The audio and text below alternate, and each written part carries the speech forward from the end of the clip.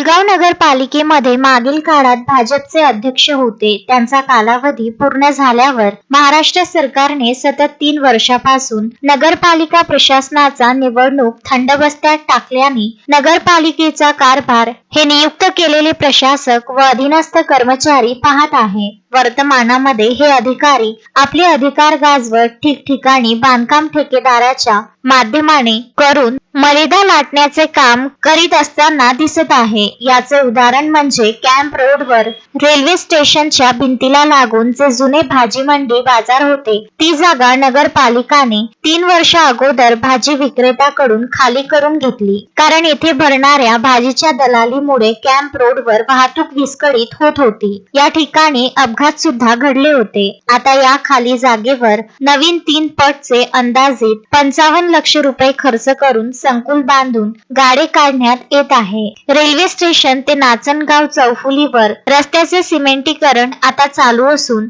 आज नाही तर काही दिवसांनी पुलगाव स्टेशन ते कॅम्प रोडचे सुद्धा बांधकाम प्रस्तावित असल्याची चर्चा आमदार गटात जोरात आहे. अशा स्थितीत जेथे आता बांधकाम होत आहे, ही जागा रोड रुंदीकरणामध्ये जाणार ही गोष्ट नाकारता येत नाही. हे सर्व नगरपालिका प्रशासनाने लक्षात घेणे गरजेचे होते. मात्र निकृष्ट दर्जाचा काम करण्यापेक्षा थोडे दिवस थांबवून रोड मॅप क्लिअर झाल्यावर करणे हिताचे आहे. जनतेने भरलेल्या टॅक्स आणि सरकारी निधीचा या प्रकारे होत असलेल्या दुरुपयोगावर जिल्हाधिकारी आणि नवीन निवडून आलेले आमदार लक्ष देतील का, याकडे पुलगावकरांचे लक्ष लागले आहे. अश्विन शहा, विदर्भ न्यूज, पुलगाव.